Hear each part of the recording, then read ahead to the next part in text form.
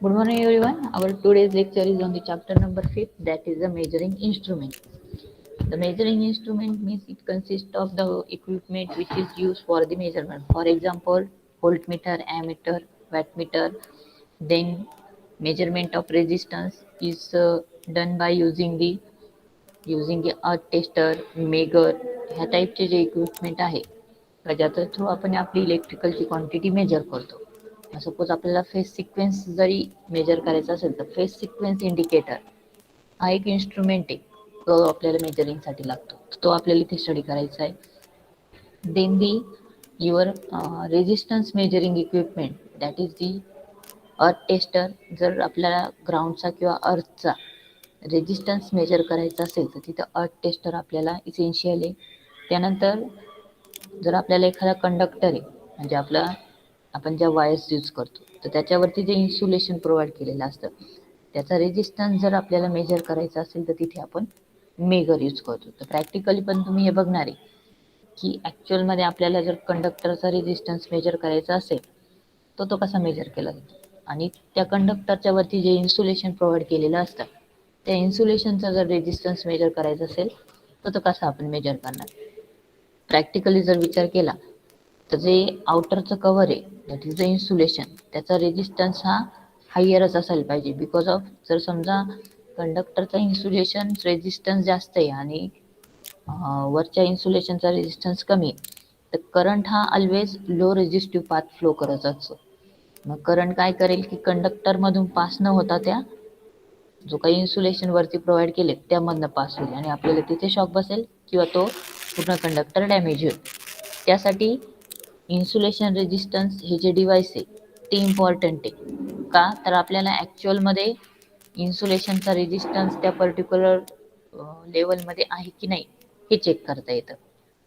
So आता first part आपल्याला बघायचा आहे तो आहे म्हणजे classification of instrument classification of resistance. आपण ज्या रेजिस्टन्सच्या व्हॅल्यू मेजर करणार आहे तर त्याच्यामध्ये पण काही ग्रुप्स आहे की रेजिस्टन्सची व्हॅल्यू पर्टिक्युलर लेवलपर्यंत असेल तर तो कुठल्या टाईपमध्ये रेजिस्टन्स कन्सिडर होतो. From that classification of resistance medium, low आणि हाय ही 3 क्लासिफिकेशन्स आहे. मीडियमची व्हॅल्यू किती असते, लो रेंज किती असते आणि हाय रेजिस्टन्स किती असतो ही पुढे मी व्हॅल्यू सांगणार आहे. पण हा रेजिस्टन्स जर आपल्याला मेजर करायचा असेल तर आपल्याकडे इथे डिफरंट डिव्हाइसेस आहे. मग आपण मेगर यूज करू शकतो, टेस्टर यूज करू शकतो किंवा मल्टीमीटर यूज करू शकतो. जे तुमचे स्मॉल रेजिस्टन्सेस असतात जे आपण इलेक्ट्रॉनिकची जी सर्किटरी असेल त्यात जर यूज करायचे असतील तर तिथे आपण ह्या टाईपचा मल्टीमीटर यूज.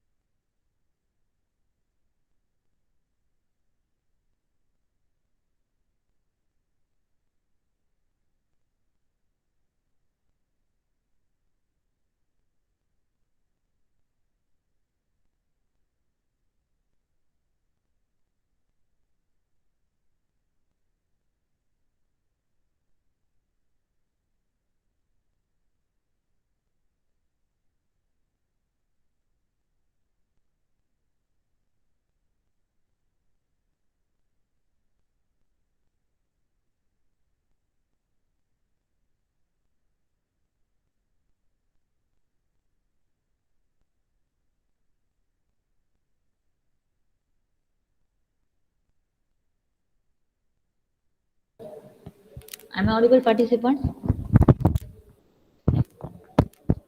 स्टुडंट Yes, आवाज ma'am. येतोय? ओके. तर आपल्याला क्लासिफिकेशन ऑफ रेजिस्टन्स हे मेगर, टेस्टर आणि मल्टीमीटर या 3 वेने मेजर करता येते. तर लो रेजिस्टन्स कुठल्या डिव्हाइसने मेजर करायचा, मीडियम रेजिस्टरसाठी कुठली मेथड घ्यायची आणि हाय रेजिस्टन्स असेल तर कुठली मेथड इम्प्लिमेंट करायची ते आपल्याला बघायचं आहे. तर अर्थ टेस्टरला आपण हँड ड्रिव्हन जनरेटर असं पण म्हणू शकतो.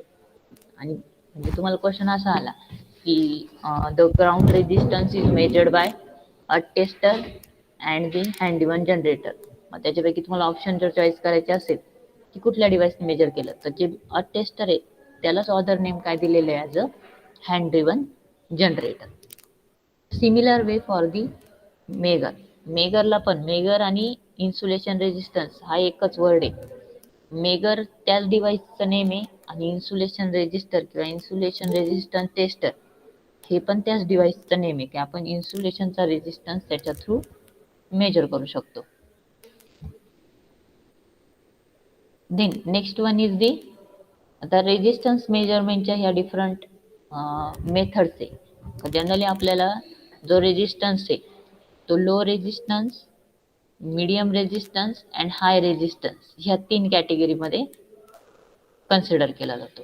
आणि अर्थचा रेजिस्टन्स हा एक सेपरेट पार्ट असतो.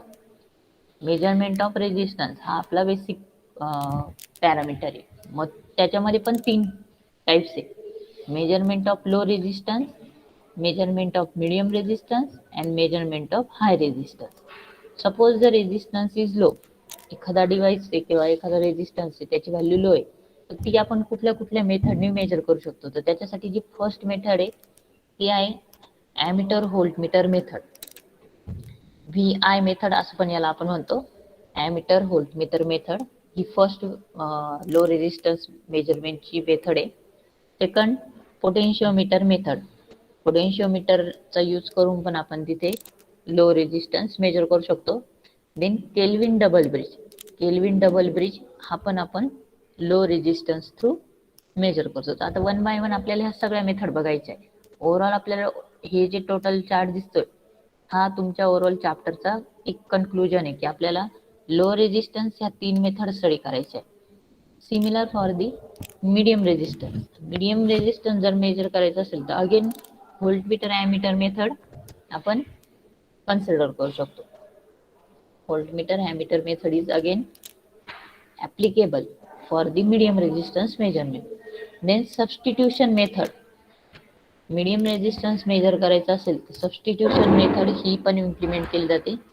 व्हिस्टोन ब्रिज मेथड, जसे केल्विन डबल ब्रिज ही लो रेजिस्टन्स साठी वापरली जाते, सेम त्याच वेळी व्हिस्टोन ब्रिज मेथड ही मीडियम रेजिस्टन्स मेजर करायचं असेल तर युटिलाइज केली जाते. त्यानंतर थर्ड पार्ट येतो तुमचा हाय रेजिस्टन्स मेजरमेंट. रेजिस्टन्स जर हाय असेल म्हणजे मेगा ओहम मध्ये जर रेजिस्टन्सची व्हॅल्यू असेल तर तिथे मेगर आपण यूज करतो for the measurement of resistance. एखादं सर्किट आहे किंवा एखादा डिव्हाइस आहे त्याची जी व्हॅल्यू आहे ती मेगा ओम मध्ये जर असेल तर ती आपण ही मेगर थ्रू मेजर करतो. त्यानंतर एक सेपरेट पार्ट येतो तो तुमचा अर्थ टेस्टर किंवा अर्थ रेजिस्टन्सचा. ग्राउंडचा रेजिस्टन्स जर आपल्याला मेजर करायचा असतो म्हणजे ज्यावेळेस आपण अर्थिंग घेतो, अर्थिंग करतो, तर त्यावेळेस आपल्याला पहिले त्या अर्थचा रेजिस्टन्स मेजर करायचा असतो किंवा जो अर्थ इलेक्ट्रोड आपण घेतो अर्थिंगसाठी तर त्याचा पण रेजिस्टन्स आपल्याला मेजर करायचा असतो. तर ते मेजर करण्यासाठी आपण अर्थ टेस्टर युटिलाइज करतो.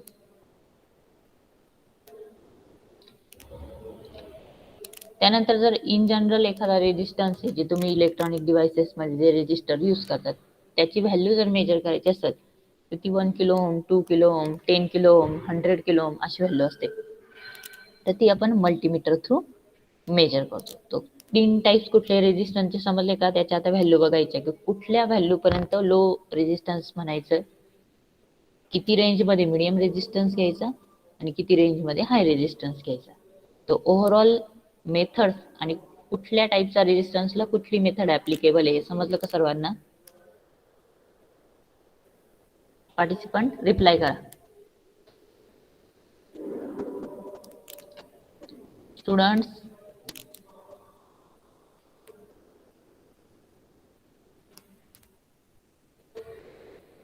आवाज येतोय का माझा पार्टिसिपंट?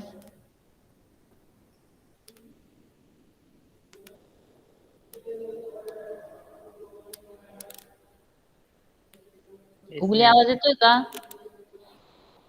ठीक आहे. त्यानंतर नेक्स्ट पार्ट आपल्याला आता बघायचा आहे क्लासिफिकेशन ऑफ रेजिस्टन्स. तर इथे आपल्याला इंडिकेट केलंय if the resistance value is lower than 1 ओम. हे बघा इथे बोल्ड केलेलं आहे बघा. If the value of resistance is less than 1 ohm, 1 ओम पेक्षा जर व्हॅल्यू कमी असेल रेजिस्टन्सची तर it is consider as a low resistance. ठीक आहे. त्यासाठी आपण ॲमीटर जर याच्यात आपल्याला जर एक्झाम्पल बघायचं असेल तर रेजिस्टन्स ऑफ ॲमीटर शंट, आपण सिरीज आणि शंट हे दोन टाईपचे स्टार्टिंगलाच बघितलेले होते. एखादा ॲमीटर आहे, त्याचं जर आपल्याला रीडिंग घेताना जर तो एक्सटेंड करायचा असेल तर शंट आणि सिरीज हे दोन टाईपचे रेजिस्टन्स आपण यूज करतो.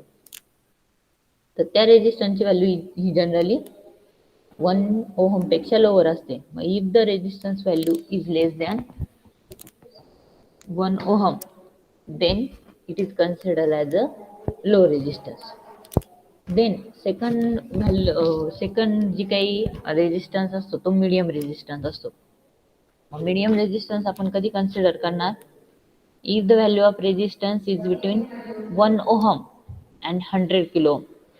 1 आणि 100 किलो ओमच्या इन बिटवीन जर रेजिस्टन्सची व्हॅल्यू असेल, 1 ohm अँड 100 किलो ओम, ह्या दोघांच्या इन बिटवीन जर रेजिस्टन्सची व्हॅल्यू असेल तर तो रेजिस्टन्स मीडियम रेजिस्टन्स म्हणून कन्सिडर केला जातो. क्लिअर?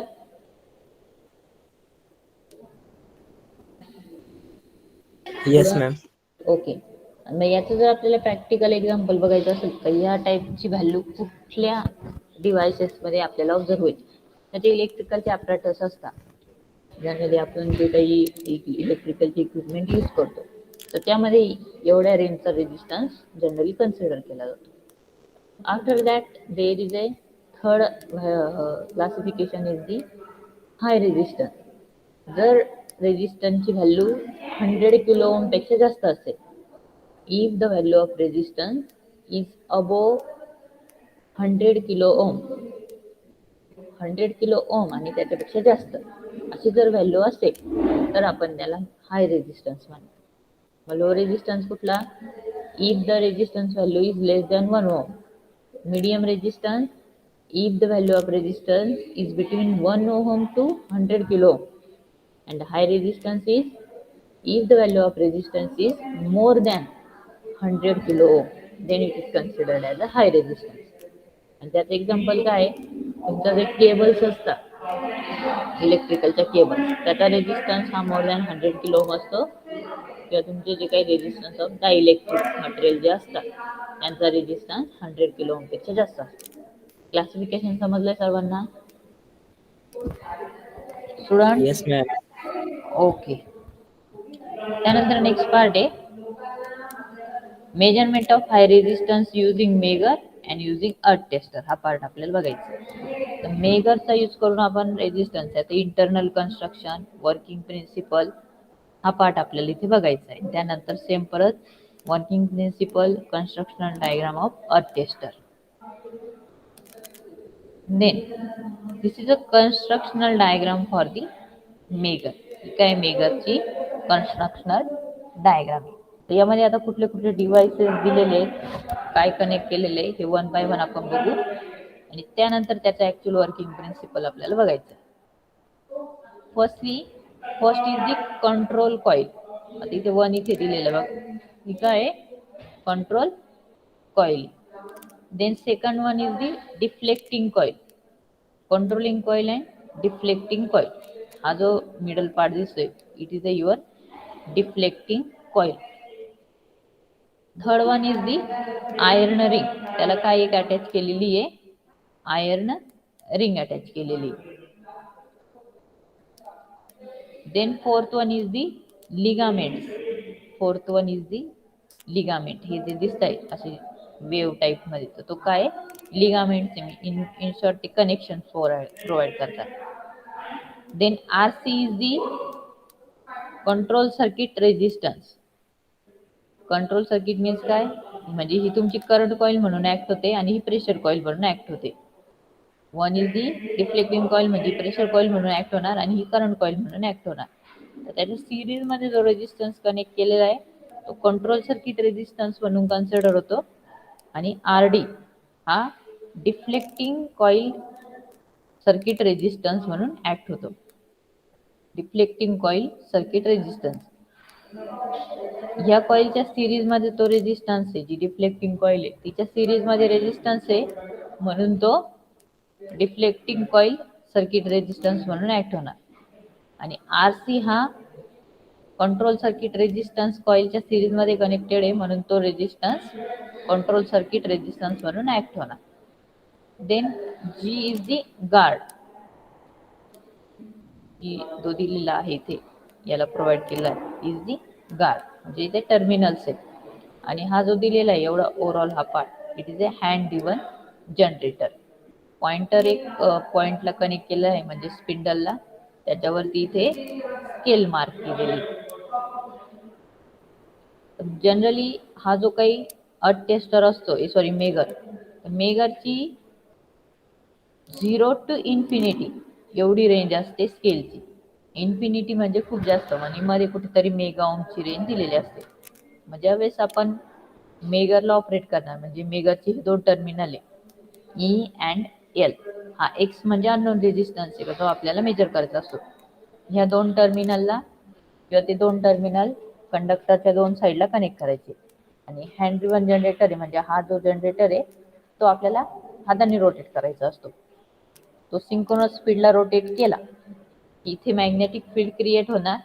दोन कॉइलच्या मॅग्नेटिक फील्डच्या इंटरॅक्शनमुळे ह्या पॉइंटरवरती टॉर्क डेव्हलप होणार आणि पॉइंटर इथे आपल्याला रिडिंग शो करणार. म्हणजे ज्यावेळेस आपण हे हँड ड्रिव्हन जनरेटर रोटेट करतो त्यावेळेस इथे काय व्होल्टेज क्रिएट होतं. व्होल्टेज क्रिएट झाल्यानंतर त्या कॉइल्समधनं करंट फ्लो होतो आणि कॉइलमधनं करंट फ्लो झाला का तिथे काय होतं मॅग्नेटिक फील्ड क्रिएट होतं आणि त्या मॅग्नेटिक फील्डमुळे ह्या दोन कॉइलमध्ये इंटरॅक्शन क्रिएट होतं आणि ते टॉर्क डेव्हलप होतो. आणि तो टॉर्क म्हणजेच काय एक इन शॉर्ट एक फोर्स असतो तो या पॉइंटरवरती एक्झर्ट होतो आणि पॉइंटर मग आपल्याला या स्केलवरती रिडिंग शो करतो. क्लिअर. मग ती reading proportional to unknown value of your resistance एवढी असते. म्हणजे जी काही रिडिंग आपल्याला या पॉइंटरवरती शो होणार आहे ती कशाच्या प्रोपोर्शनॅलिटीमध्ये असेल तर जेवढी ही जी एक्सची व्हॅल्यू असते त्याच्या प्रोपोर्शनॅलिटीमध्ये आपल्याला इथे रिडिंग शो होणार. Clear students? Yes, ma'am. Yes, ma'am. Yes, ma'am. Okay.